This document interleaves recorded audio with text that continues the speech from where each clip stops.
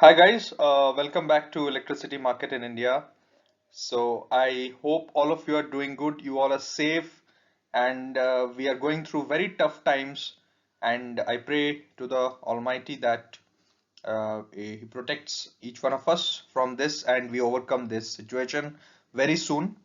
Uh, I was not in a very candid mood to make this presentation today, but somehow I felt that it is my duty to share this presentation because um, I will be using both language Hindi and English so that most of the people understand this.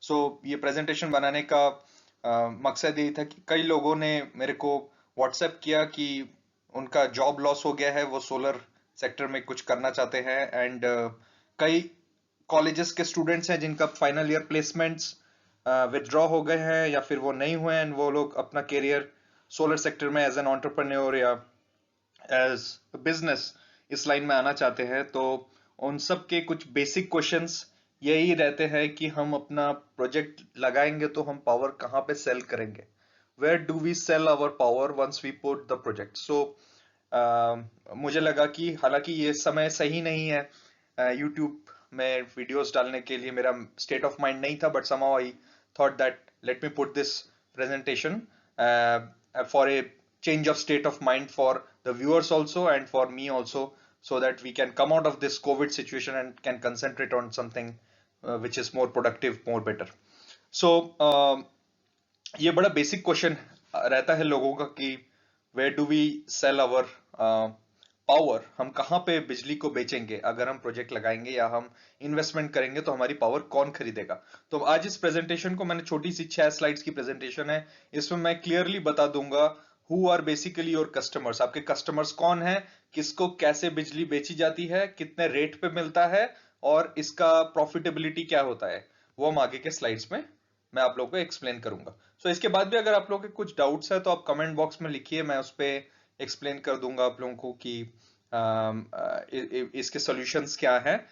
But आशा करता हूं कि इस पूरे presentation में मैं सारे topics को cover करूंगा so that you don't have any doubt left. So let's begin today's presentation. So before we start, power कहाँ सेल करना होता है, this is a slide where I have tried to explain कि कितने type के solar project होते हैं। तो सबसे जो पहला इसको बेसिकली 4 हिस्सों में बांटा गया है, types of solar project. One is grid connected ground mounted project, जो कि बड़े साइज के होते हैं, जमीन पे बनते हैं। 1 मेगावाट से 10 मेगावाट से लेके 400-500 मेगावाट तक के भी प्रोजेक्ट्स होते हैं। इनको हम स्टेट के ट्रांसमिशन सिस्टम से कनेक्ट करते हैं या फिर सेंट्रल ट्रांसमिशन यूटिलिटी के साथ कनेक्ट करते हैं। तो ये grid connected ground mounted projects होता है।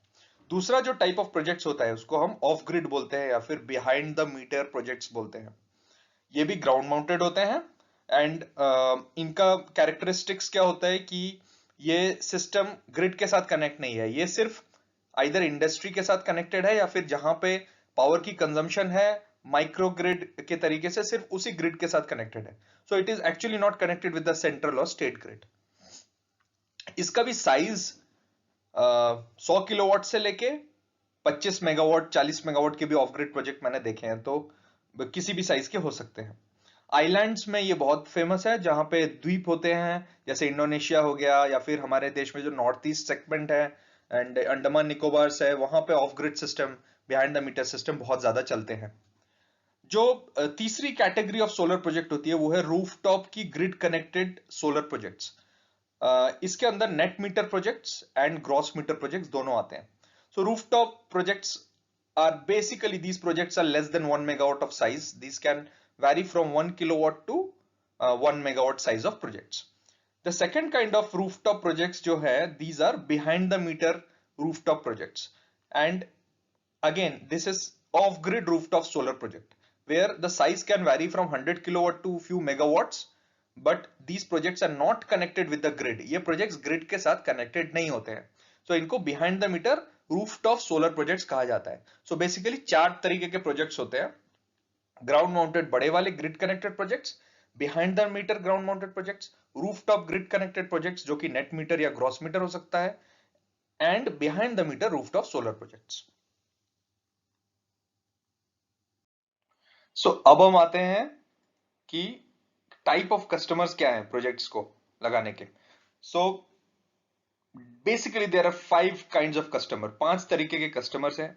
एक है आपका सेंट्रल गवर्नमेंट जो आपसे पावर खरीद सकता है, दूसरा है स्टेट गवर्नमेंट जो आपसे पावर खरीद सकता है, तीसरा है public sector utilities companies, and चौथा है private industries, and fifth is residential. अब एक एक करके देखते हैं कि आप कैसे इन पांचों को पावर बेच सकते हैं। तो पहला जो है वो सेंट्रल गवर्नमेंट का आता है। तो सेंट्रल गवर्नमेंट में जनरली अभी इंडिया में 3 एजेंसीज हैं जो पावर परचेज करती है। One is solar energy corporation of India, जिसको हम सेकी बोलते हैं, दिल्ली में हेडक्वार्टर्ड है। दूसरा है national thermal power corporation, NTPC, जो कि बड़ा ही थोड़ा सा अजीब चीज है, वो खुद पावर जनरेट भी करता है, आज के दिन में वो पावर परचेज भी करता है, एंड वो वेरियस डिस्ट्रीब्यूशन कंपनीज जो स्टेट डिस्ट्रीब्यूशन कंपनीज है उसको सेल करता है। तो NTPC and NHPC, national hydro power corporation, ये दोनों जो हैं ये एक्चुअली सेंट्रल गवर्नमेंट की पब्लिक सेक्टर कंपनीज हैं जिन्होंने ट्रेडिंग लाइसेंस ही ले लिया है। तो अब वो पावर खरीदती भी है और पावर बेचती भी है। ये तीन जो एजेंसीज हैं ये टेंडर्स लाती हैं, बट ये जो टेंडर्स हैं ये काफी बड़े बड़े पैमाने के होते हैं। 400 मेगावाट, 450 मेगावाट, 600 मेगावाट, 1000 मेगावाट के होते हैं। बेसिकली जो आम आदमी है या फिर जो नया बिजनेस इस सेक्टर में करना चाहता है वो इन टेंडर्स में जनरली पार्टिसिपेट नहीं कर सकता। आप अपनी, अगर आपको जमीन लीज देनी है, आपके पास बहुत सारी जमीन पड़ी है, तो आप इन प्रोजेक्ट्स में हिस्सा ले सकते हैं। कुछ डेवलपर्स जो हैं उनको आप जमीन लीज दे सकते हैं। अदरवाइज प्रोजेक्ट लगाना इसमें बहुत ही मुश्किल है, बिकॉज ये सारे प्रोजेक्ट्स 4000 करोड़ या 2000 करोड़ के होते हैं, जो कि beyond the reach of a normal person है। ऑल द बिग डेवलपर्स जैसे अदानी ग्रीन, टाटा पावर या इंटरनेशनल कंपनीज हो गई, टोटल, ईडीएफ, एनएल, ये सारी कंपनीज इन टेंडर्स में पार्टिसिपेट करती है। रिन्यू सोलर, एंड वो लोग इस सेगमेंट को कैटर करते हैं। जो दूसरे काइंड ऑफ टेंडर्स आते हैं वो स्टेट गवर्नमेंट्स के टेंडर्स आते हैं, बड़े वाले। जैसे गुजरात का हो गया जीयूवीएनएल, यूपी का यूपी नेडा, इसी तरह तमिलनाडु का TN Transco, and her state का अपना अपना जो डिस्कॉम होता है वो भी कभी कभी टेंडर्स निकालता है, और ये प्रोजेक्ट्स भी बड़े होते हैं, लाइक 400-500 मेगावाट के होते हैं, 100 मेगावाट से ऊपर के साइज के शुरू होते हैं। ये जो स्टेट गवर्नमेंट के टेंडर्स हैं इसमें भी ये लोग जनरली टेंडरिंग करते हैं और इसमें डेवलपर्स पार्टिसिपेट करते हैं, और वो जो सोलर प्रोजेक्ट लगाते हैं वो उससे बिजली ये स्टेट गवर्नमेंट्स खरीदती हैं। एक और चीज मैं इसमें बोल देता हूँ कि जनरली जो टैरिफ है, जो कितने में बिकता है पावर, वो भी मैं बता देता हूँ। सेंट्रल गवर्नमेंट का जो है वो इंडिया में लोएस्ट टैरिफ में पावर बिकता है।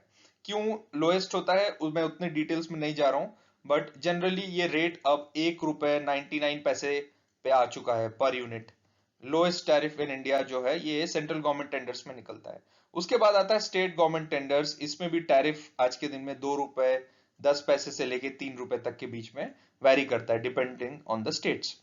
तीसरे काइंड ऑफ जो कस्टमर्स होते हैं बेसिकली जो पावर खरीदते हैं वो होती है पब्लिक सेक्टर यूटिलिटीज, जैसे सेल हो गई, ओएनजीसी हो गई, इंडियन ऑयल हो गई, बहुत सारे पब्लिक सेक्टर कंपनीज हैं। तो ये भी बेसिकली जब पावर खरीदते हैं थ्रू ओपन एक्सेस रूट या फिर टेंडरिंग रूट, ये थ्रू टेंडर के थ्रू ही करते हैं।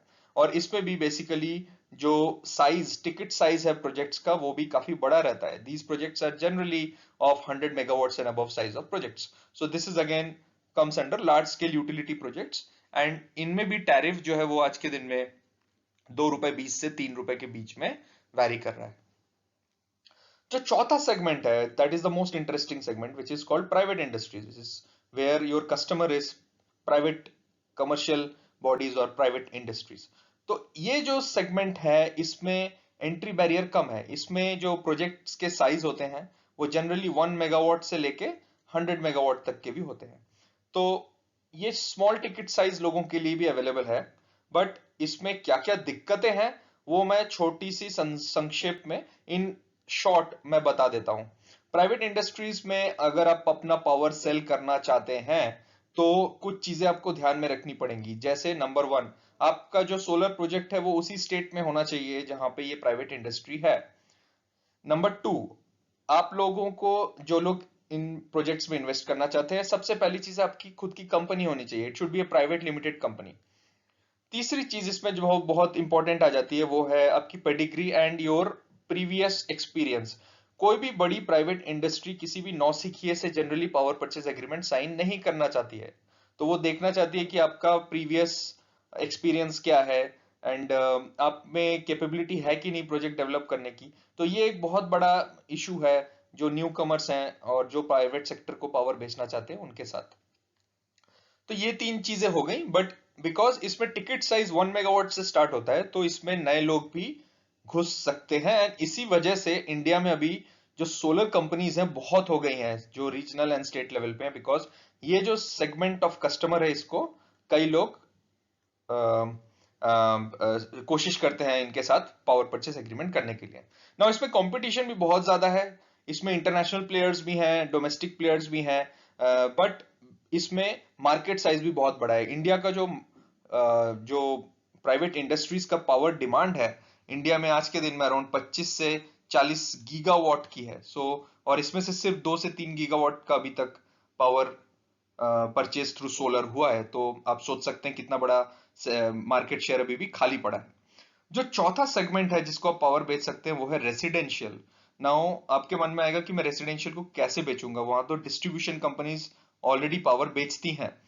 बट ये जो सेगमेंट है it is a very early state for India. विदेशों में अभी आ चुका है बट इंडिया में अभी नहीं है।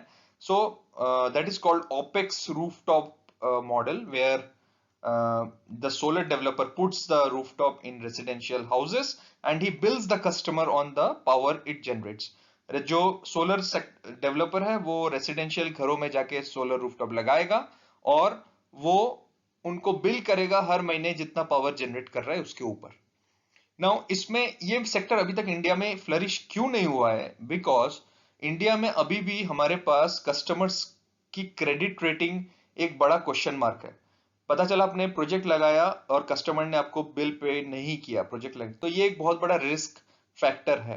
तो ये एक रीजन है जिसकी वजह से ये सेगमेंट अभी तक इतना खुला नहीं है, बट आगे चल के धीरे धीरे जब क्रेडिट स्कोर्स अवेलेबल हो जाएंगे तो ये इस सेक्टर में बहुत बड़ा मार्केट है जो आगे जाके खुल सकता है। और इसमें अच्छी बात यह है कि इसका टिकट साइज जस्ट 1 किलोवाट से स्टार्ट होता है, मतलब 40-50 हजार से इन्वेस्टमेंट से अभी आप इस सेगमेंट को कैटर कर सकते हैं। सो बेसिकली ये 5 सेगमेंट ऑफ कस्टमर्स हैं। One is central government, second state government, third public sector utilities, fourth private industries and fifth is residential. Now जब मैं अपने टाइप ऑफ कस्टमर्स की बात करता हूं तो इसमें सिंपल आता है कि मेरा जो एग्रीमेंट होगा कस्टमर के साथ वो पावर परचेज एग्रीमेंट होगा। तो जो सेंट्रल गवर्नमेंट के मैंने बिड्स बताए थे सेकी, एनटीपीसी, एनएचपीसी के, सब 25 साल के होते हैं, इसीलिए उसका टैरिफ भी काफी कम दिखता है आपको कि 1 रुपए 99 2 रुपए। उसी को अगर आप कंपेयर करेंगे विद प्राइवेट इंडस्ट्रीज तो उसमें जो आज के दिन में पावर परचेज एग्रीमेंट्स होते हैं वो 10 से 15 साल के होते हैं, लॉक इन पीरियड बोलते हैं, एंड उसके बाद कस्टमर उस पीपीए से बाहर निकल सकता है। इसीलिए जो रेट चलता है प्राइवेट इंडस्ट्रीज के पीपीएस का वो 3 रुपए से लेके 4.5-5 रुपए तक का भी चलता है। डिपेंड करता है कि आप वो ओपन एक्सेस प्रोजेक्ट्स लगा रहे हैं, ग्राउंड माउंटेड, या फिर रूफटॉप प्रोजेक्ट्स लगा रहे हैं, तो उसके ऊपर आपका टैरिफ वेरी करता है। जो power purchase agreement state governments के टेंडर्स के होते हैं, पीएसयूज के होते हैं, वो भी 25-25 साल के होते हैं। तो long term cash flow, cash rich developers जो कंपनीज हैं वो लोग इस 3 सेगमेंट को कैटर करती हैं, जनरली इस 2 सेगमेंट को कैटर नहीं करती। और इसीलिए जो छोटे डेवलपर्स हैं, जो न्यू कमर्स हैं, उनके लिए ये जो 2 सेगमेंट है इसमें एंट्री बैरियर कम है, इसमें पीपीए साइज भी कम है, इन्वेस्टमेंट आप जो करेंगे 5 से 10 साल में आपको उसका रिटर्न आ जाएगा। सो ये 2 सेगमेंट को आप लोग टारगेट कर सकते हैं। नाउ अब मैं बात करता हूं एंट्री बैरियर्स की। तो काफी कुछ तो मैं एक्सप्लेन पिछले 2 स्लाइड्स में कर चुका हूं, but the entry barrier is most in these 3 segments because I already told that the ticket size of these projects are very big, like 450 500 megawatt or 100 megawatts and above is something which a normal person cannot invest in. However, आज के दिन में कुसुम scheme जो आया है वो भी state governments के द्वारा रन किया गया है, एंड इसमें स्मॉल डेवलपर्स भी हिस्सा ले पा रहे हैं बिकॉज इसका जो टिकट साइज है वो 500 किलोवाट से 1 मेगावाट या 2 मेगावाट तक के प्रोजेक्ट्स का है। तो ये एक अच्छा स्कीम है जिसमें farmers and other small developers can also participate and can sell their power to the state governments. However, जो आज के दिन में कुछ लोगों से बात करके मुझे पता चल रहा है कि जो main issue in Kusum is कि इसमें बैंक लोन मिलना बड़ा मुश्किल हो रहा है एंड बैंक्स पूरा जमीन एंड सब कुछ मॉर्टगेज करके ही डेट इशू कर रहा है. सो अगर गवर्नमेंट ऑफ इंडिया या स्टेट गवर्नमेंट्स उस चीज को स्टैंडर्डाइज या इजी नहीं करेंगे तो ये स्कीम फेल हो सकता है इंडिया में. इसके अलावा जो दो सेगमेंट्स हैं इसमें private industries as well as residential में कोई भी घुस आ सकता है. इसका एंट्री बैरियर बहुत कम है. It is open to all. But इसमें भी इशू यही है कि जब आप एज ए न्यू कमर इसमें बिजनेस में घुसेंगे तो आपको थोड़े कुछ दिन आपको अपने को एस्टेब्लिश करने में लग जाएंगे बिकॉज कस्टमर्स भी उन्हीं के साथ पीपीए साइन करता है या फिर प्रोजेक्ट साइन करता है जिनका एक प्रीवियस एक्सपीरियंस होता है एंड उनकी नेटवर्थ थोड़ी विजिबल होती है. तो ये दो मेन चीजें हैं. सो फ्रेंड्स, आई गेस आपको ये प्रेजेंटेशन अच्छा लगा. आप लोगों को अब ये डाउट क्लियर हो गया कि मैं पावर्स किसको बेचूंगा जब मैं प्रोजेक्ट लगाऊंगा. प्रोजेक्ट लगाने के लिए क्या क्या चीजें जरूरत होती है वो मैं पहले अपने प्रेजेंटेशंस पहले जो वीडियोस हैं वो ऑलरेडी लगा चुका हूँ. 1 मेगावाट सोलर प्रोजेक्ट लगाने में क्या चाहिए, कुसुम प्रोजेक्ट लगाने के लिए क्या चाहिए, सोलर रूफटॉप में लगाने के लिए क्या चाहिए, वो वीडियोस आप मेरे प्लेलिस्ट में देख सकते हैं. आपको उससे अच्छा आइडिया मिल जाएगा. बट किसको बेचना है और क्या टैरिफ में बेचना है और क्या प्रॉफिट आता है वो आपने इस प्रेजेंटेशन में देख लिया. अगर मैं प्रॉफिटेबिलिटी की बात करूं तो जनरली जो गवर्नमेंट के प्रोजेक्ट्स थे एंड जो अपने स्टेट एंड पीएसयूज के देखे तो उसमें अराउंड 10 से 12% का इक्विटी आरआर रिटर्न आ जाता है. एंड बिकॉज वो बड़े प्रोजेक्ट्स होते हैं उसमें वॉल्यूम ऑफ स्केल रहता है. एंड जो स्मॉल स्केल प्रोजेक्ट्स होते हैं जैसे आपके रूफटॉप हो गए एंड प्राइवेट इंडस्ट्रीज को हो गई उसमें जनरली रिटर्न्स थोड़े अच्छे रहते हैं बट रिस्क भी ज्यादा रहता है on customer off taker as well as credit का. बिकॉज पिछले प्रोजेक्ट्स में तो आप सेंट्रल गवर्नमेंट या फिर government of India state governments को पावर बेच रहे होते हैं वहां पे आपको श्योर शॉट पैसा मिलता है. बट कई बार इंडस्ट्रीज डिफॉल्ट करती हैं. सो इंडस्ट्रियल पीपीएस में काफी रिस्क रहता है. So I hope you like this presentation. If you like it, give me a thumbs up, share it with your friends, and do subscribe to this channel and hit that bell notification. So till today, for that's it for from my side. And if you like it, do write in the comment box. Thank you.